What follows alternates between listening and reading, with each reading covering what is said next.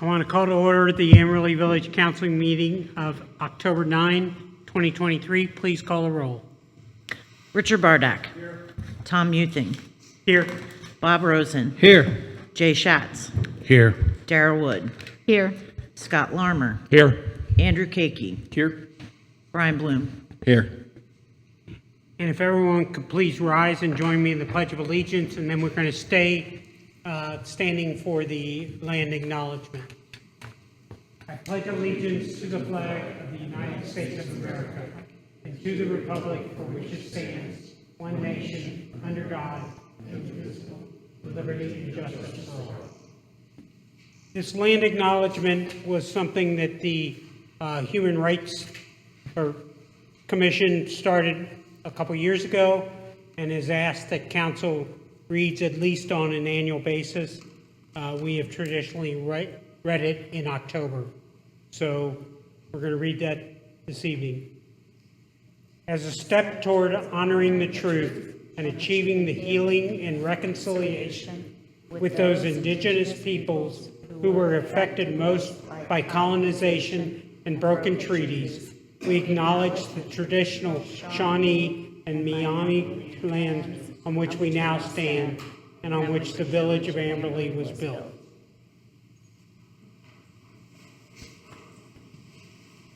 Thank you and welcome to the October meeting. First item on the agenda is our minutes from our last meeting. Those were circulated in advance. Are there any suggested changes? No. Motion to approve? If not, I'm sorry. it's all right. If not, we consider the minutes approved. Next item on the agenda is our finance report from August 2023. Thank you, Mayor. I'd like to just summarize some of the items that were included in your council packet. The UAN, which is our accounting system for our finances, are summarized in a memo, primarily talking about the general fund dollars. So earnings tax, which is our major source of revenue for the village. In August, we collected $138,000. So far, we have collected $2.8 million for the year. We're anticipating to collect a total of 3.7, so we're sitting right now at a 77% collection rate. Other general fund revenues, in the month of August, we collected $300,000. So we have collected actually 71% of the $6 million that we had anticipated. So we're sitting at $4.3 million level right now. On the expense side, the expenses for the month of August total $774,000. So we have spent $4.2 million as of the end of August. Our budget for this year is $6.9 million, so we've spent about 61% of the budget thus far. And we leave the month of August with a $5.6 million unencumbered general fund balance. And that concludes my report. Are there any questions for the manager? If not, we'll move on to the next item, which is the recognition of employee service awards. This is something the village started this year? Last year. Last year? Last year. Mm-hmm. And tonight we're recognizing Lieutenant Bloom. And I'll first turn it over to the village manager. Thank you, Mayor. So as the mayor mentioned, tonight we are recognizing Lieutenant Bloom for his 30 years of service with Amberley Village. And those of you who know Brian Bloom understand and appreciate his request that we keep this short and sweet. Brian is a very humble man, and he'll tell you he does not like any kind of attention or accolades, which just makes us appreciate him all that much more. But in brief, Brian began his law enforcement career with the Laughlin Police Department in 1988. He joined Amberley Village in 1993 as a full-time officer. He was promoted to sergeant in August of 1996 and later to lieutenant in 2002. And Lieutenant Bloom has received advanced training in street drugs, interview and interrogation, child abuse, exploitation, firearm instruction, range emergencies, pistol qualification, scoring, and trauma-informed policing. So he's very well-rounded. Brian has been married to his wife, Samantha, for 31 years, and he credits her for supporting him throughout his career. Together, they have 3 children, and he cites family as his main priority. So congratulations to Lieutenant Bloom on this impressive and appreciated career milestone with the village. And the mayor is presenting him tonight with a certificate of recognition, a service pin, and a gift card. And the only other thing I would add, and sorry, I have to add, you know, in the case of our Amberley Village Police Department, I mean, every single member of the force is the ultimate professional. But everything I've ever dealt with you, Brian, is, I mean, be that mayor's court or, you know, the annual police or the deer culling, you are the ultimate professional. I just find everything you do is done with absolute professionalism, and I've thoroughly enjoyed working with you for the 12 years I've been on council, and you're a great credit to this department.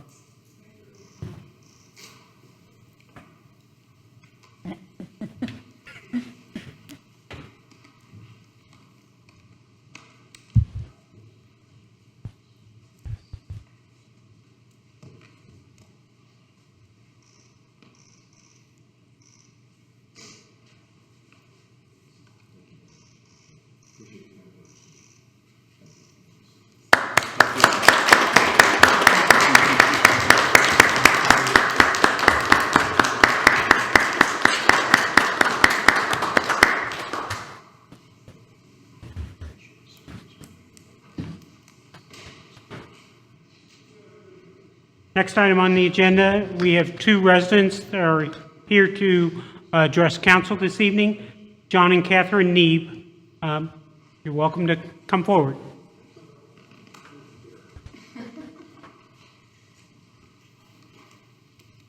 You might want to just pull the mic down just a little bit. How's that work?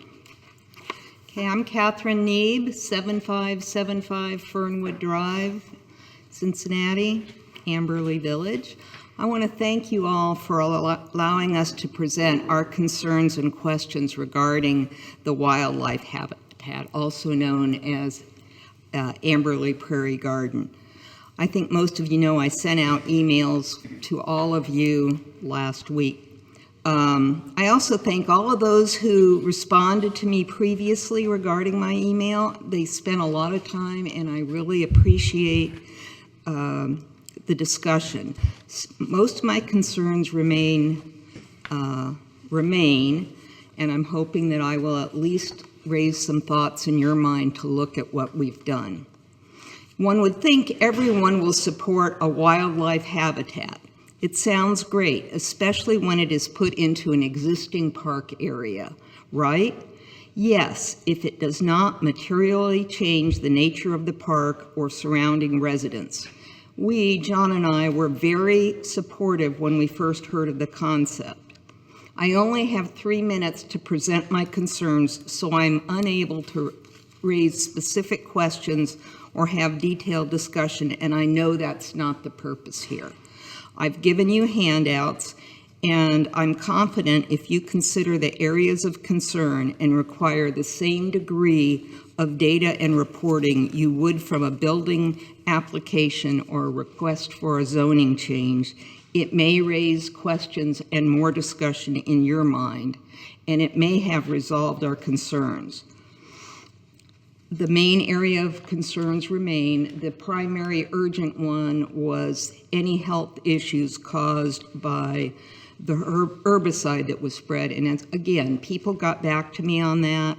Hopefully that's been overcome by events, but information did come out on the 2nd of October, which raised these issues. Next would be safety and security, and there's a whole slew of them. I've given you an addendum which goes through those same areas in detail. It is difficult to comprehensively question or evaluate the concerns without more information. I think that the map in the e-newsletter was more of a concept, an artist's concept, and not a detailed specified plan that I can look at and evaluate. It's my understanding that it may take 2 or more years for the wildlife preserve to fill in and mature. During that time, do we have 6.5 acres of barren mud? The changes are being implemented next to the only 16 residences of the green, which are immediately adjacent to the green. I believe the 2 closest are our residents and our neighbors, Billy and Gail Gilman. These changes are being implemented are new, so they are untried and untested. They're also being implemented in one of the most isolated and remote but most populated areas of the green. It is unrealistic to assume without data these changes can be implemented into the existing green usage without affecting adjacent residents, neighborhoods, and green visitors.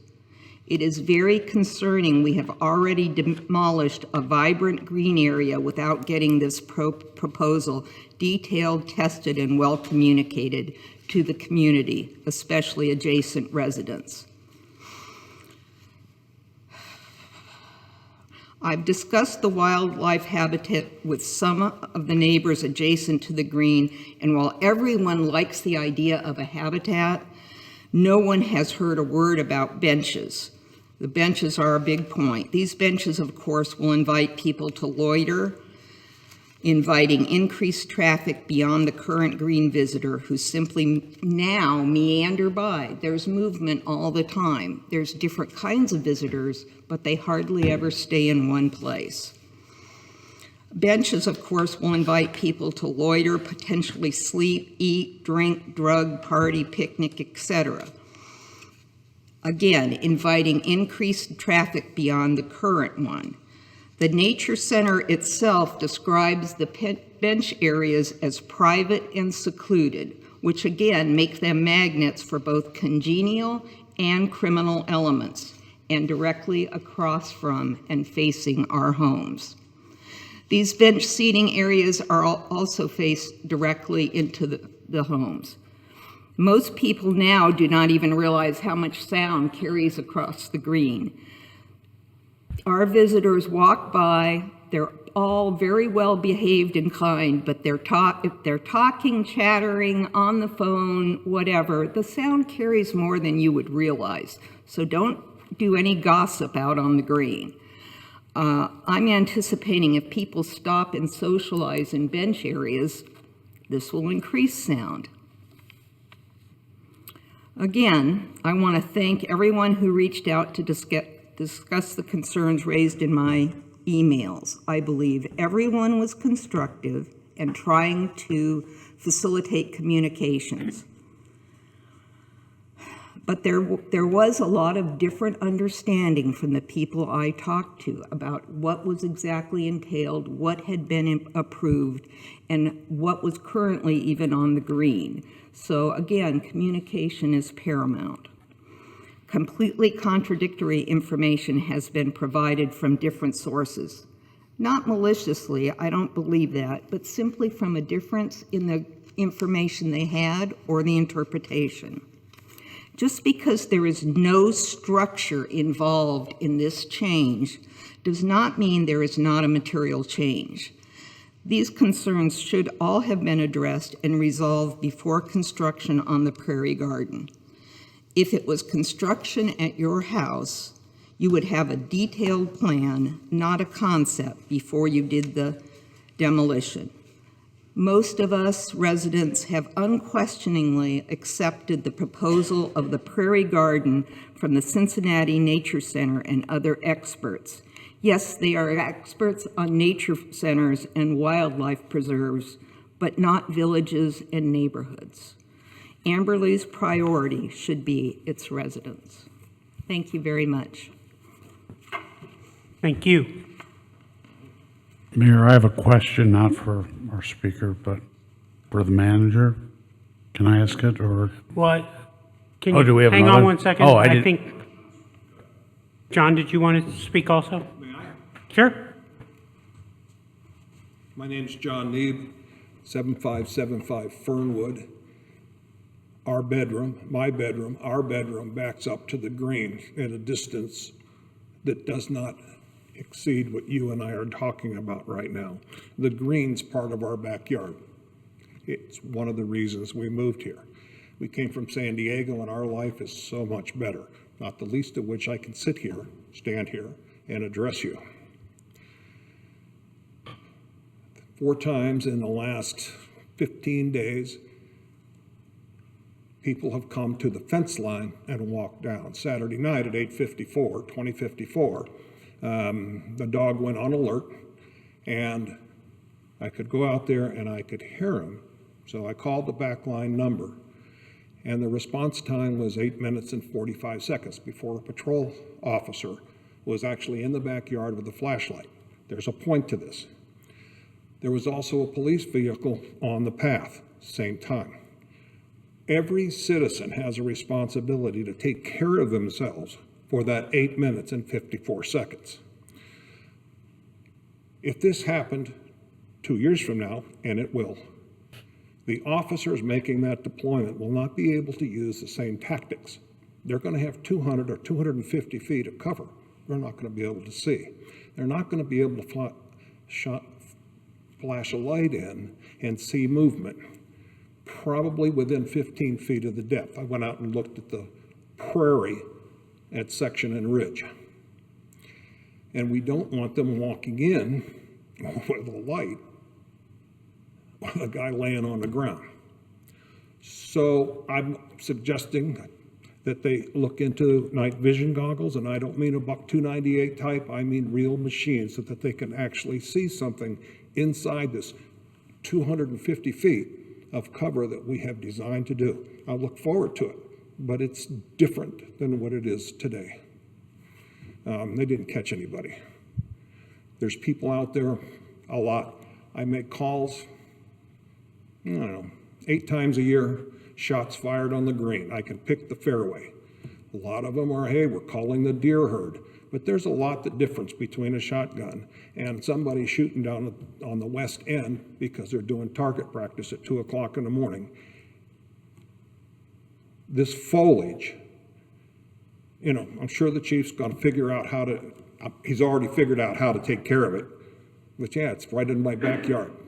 Thank you very much. You look very spiffy tonight for 30 years, man. I'm just telling you. Thank you, sir. Sure.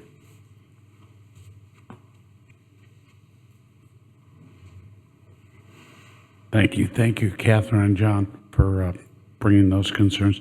A question, and it may already exist. Do we have an actual true to scale sighting of the benches? I know, you know, obviously it's a graphical treatment, understandably, but do we know exactly where those are set to go, or is that still going to be decided? I think the mayor is. They do know where they're going to go. There are three locations as you kind of go along the trail. They specifically identified those. The people from the Nature Center identified those as they were doing it. And, you know, the one thing I would say with respect to benches, when we put the community garden in place now 12 years ago, we put 2 benches and a picnic table in place for that. And that's up very close to the parking area, and we've had no issue. But I do think, you know, we need to, as a council, work through these concerns, and I will get with the manager, and we will figure out whether we schedule, you know, a private meeting or whether we schedule a public buildings and parks committee. But we do need, yeah, I think most of this has been considered, and I think it's a matter of communication. We have not done as good a job of communicating as we should have, but we just need to work through that. But, and in addition to that, what I'm asking for is, I think council deserves to see an actual drawing that is accurate. So we can, you know, we're obviously responding, but Yeah. we have a general, you know, there's a general area, but something that's to scale so we can go out there when we're walking our dogs or walking. I will and get you take a that. look. Thank you. And the benches are supposed to be recycled plastic benches.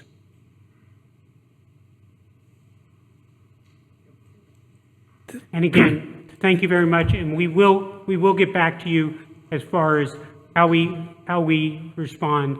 And we really do appreciate when residents come in. It makes our meeting a little bit more fun and Thank you very much. Thank you very much.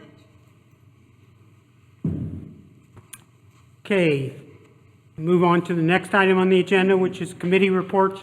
First item on first committee is the Finance Committee, and as Chair of the Finance Committee, before you this evening is Resolution 2023-22, accepting the rates from the Hamilton County Budget Commission for taxation for 2024. As council will recall, back in July, we submitted, we approved the tax budget. The tax budget was submitted to the Hamilton County Commissioner's Office for basically support for our rates of taxation. And this is what has now come back from the Hamilton County Budget Commission. It's pretty much what we expected. The rates for the police levy, as everyone knows, the amount we get from the police levy is pretty much set, and it does not change depending upon property values. So, there's been a lot in the press over the past few months about increasing property values. On the police levy, that does not change. When we applied for the police levy, we were requesting approximately 1.2 million. It stays 1.2 million. What on our general millage, which is 7 mills, you will note in the attachment that the amount that the Budget Commission has said we will get is $1,473,000 for the general fund. That is an increase of close to $400,000 from what we are getting today. So, again, this was totally consistent with what we expected to get back. So I hereby move that we adopt Resolution 2023-22, accepting the rates from the Hamilton County Budget Commission. Second. Okay, it's been moved and seconded that we accept the rates of taxation from the Hamilton County Budget Commission. Are there any questions or comments? If not, it has been moved and seconded that we adopt Resolution 2023-22. All in favor? Aye. Opposed? Be it noted that that resolution passes unanimously. We'll now move on to and that concludes my report from the Finance Committee. We'll move on to the Streets, Public Utilities, and Sewers Committee. Thank you, Mr. Mayor. I would like to introduce for council's consideration the first reading for ordinance 2023-8. This ordinance will authorize the manager to enter into an extension with our contract with Rumpke for waste and recycling services. As the council packet, if you read Scott's summary, the council entered into an agreement with Rumpke in 2020 for 5 years. The first 3 years of that contract, the amount that we were charging, the amount that Rumpke was charging the residents was the same. There was an additional 2 years of options on that we did not choose to exercise at this point. Now that that contract is coming up, we've gone back to Rumpke, and they were willing to stand by the prices that they quoted us when they originally bid this service in 2020.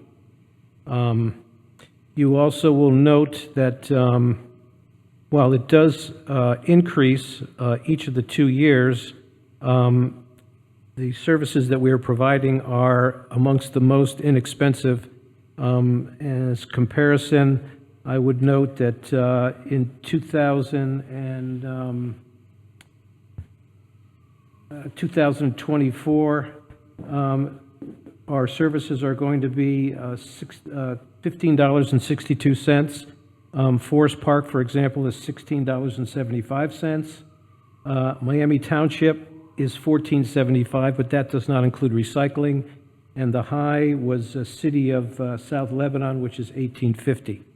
I would also note that in addition to what is stated here as to the amounts of money, the Greater Cincinnati Waterworks, which administers this program, adds 5% to those numbers as an administrative fee. I would also note that Amberley Village itself does not get any money from this contract or the fees that are charged to the residents at all. This has to be implemented as of the first of the year, so I would ask that this be considered the first reading of the ordinance. In November, we will reintroduce it with an emergency provision in order to give the waterworks time, in order to get their administration set up so that this can be implemented in the first of the year. Are there any questions? Questions or comments? Thank you. That concludes my report. Thanks. We'll now move on to the Land Development Committee. Thank you, Mr. Mayor. We got a pretty fascinating presentation last month from the Port Authority, along with their commercial real estate partners at Colliers International. It focused on what is officially known as Cincinnati Center Point Industrial Site. Be a long time before many of us stopped thinking of it as the Gibson site, but that's what it's called. And the port shared with us that there are internal debates as to whether it is time to have a deviation of their sales strategy. And as background, a reminder, the port owns the site, paid to clean it up, make it shovel ready. At the time that they got involved with it, there was thought because it is one of the or the biggest shovel-ready pads in the 275 loop, there would be a lot of interest. That obviously has not happened. One of the reasons is there are still many guidelines for the property, the type of development that will go there, that will respect the neighbors, that will, as importantly, generate the income that we need here in Amberley. But given some of the changing market forces and also what they're starting to see in the commercial market, the port is considering changing the strategy to look for a sole buyer and perhaps entertain the option of dividing the property in some way in two. Again, this doesn't change the commitment to the property in terms of jobs and generating revenue and respect for the neighborhood. Scott has been involved, and Scott, if you want to add to that, but those discussions are now taking place internally. There are a number of partners who have money invested, so nothing will move as quickly as we would like, but the clear sense from the presentation is their acknowledgement the real estate market has changed, and they think there could be more interest, the right kind of interest, if we open it up to two potential buyers. Scott, anything you want to add? You've summarized it extremely well. Thank you. I had a you. good teacher. And that concludes our report. Are there any questions? Okay. We'll now move on to the manager's report. Thank you. I'd like to bring attention to 3 employees that have been acknowledged this past month. Most recently, Bobby Williams placed 5th out of 52 drivers in the snowplow rodeo. So this is hosted by Hamilton County Engineers Office, and Bobby was one of our representatives this year. And out of 52 drivers, 5th place. So that's an excellent showing.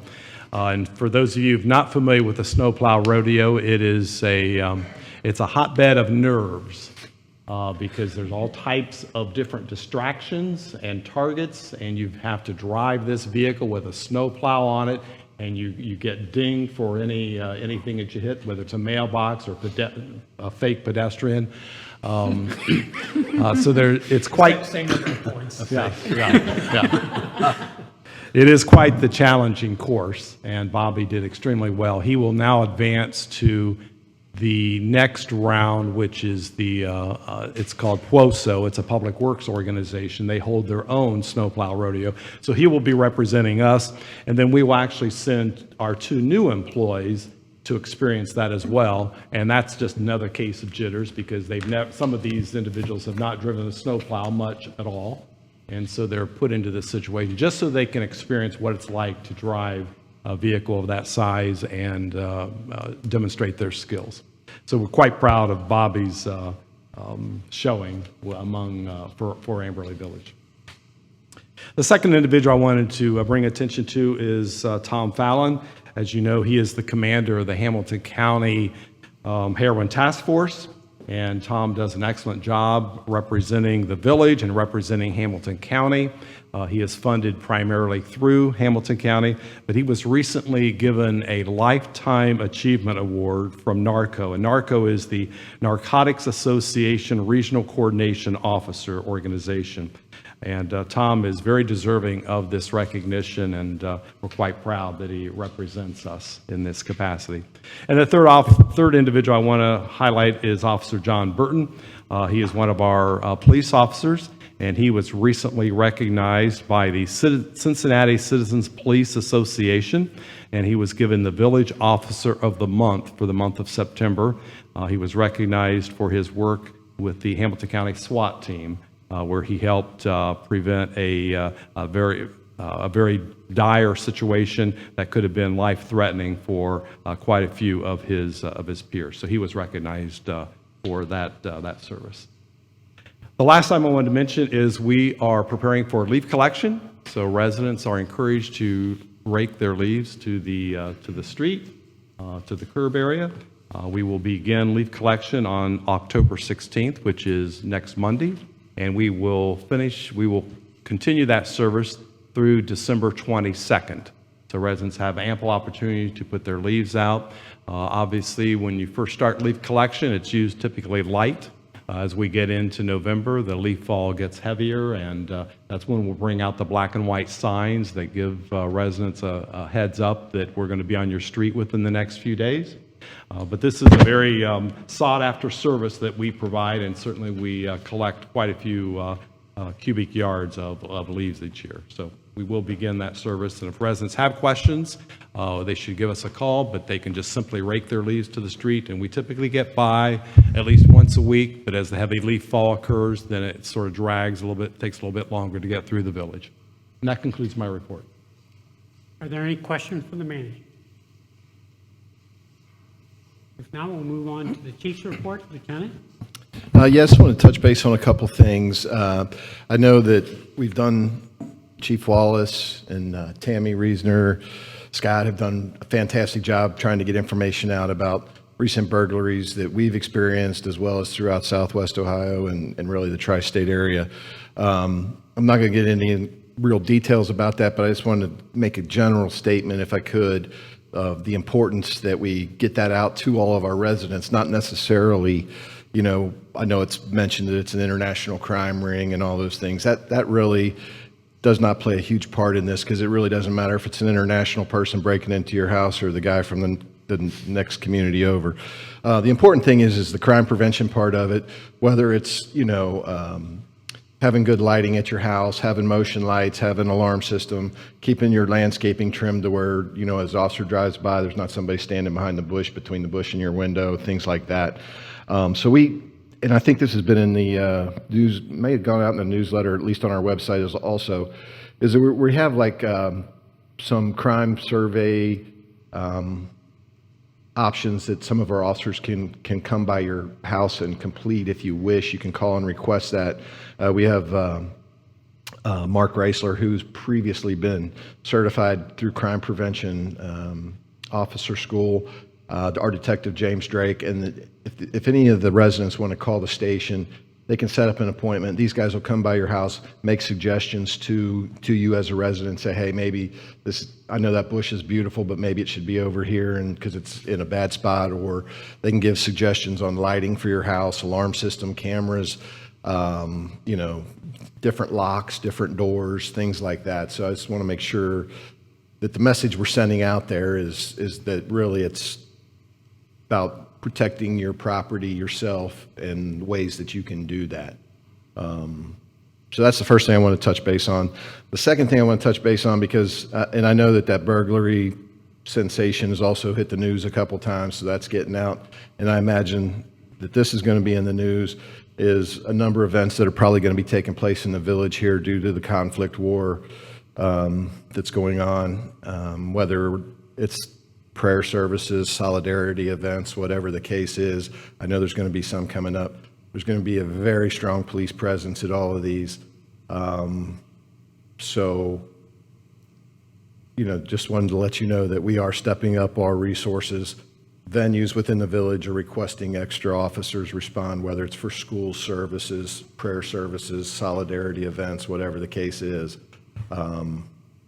Just to be aware that we have reached out to them, they've reached out to us, and we're all working together to provide the safest community we can, whether it's at your house, at your service, or at the gym. So that's really just wanted to pass that all along. I have a question, Mayor. Those news stories, shocker, were long on scare and short on details, and gave the impression something was happening in the past week, 2 weeks. I know we've been updated, but for my many neighbors who inquired, I mean, has anything really happened in the past 2 weeks? And it gave the impression, since Amberley was the only one quoted, that it's more of a problem here. No, I think nothing is updated, and I don't know what drew their attention to that. I can tell you that I think that they just were behind in catching the story, possibly. I know we were contacted for something completely different, and before the call could be returned to the news, they'd already got on our website, saw some of this information, and then they decided that they wanted to do a story about that once they saw the information that we were sending to our residents through our website, is I think how those all initiated. And they just kind of took the story and ran with it, even though it's been in the news for a month or more probably, depending on the community. And you're exactly right. It was kind of surprising.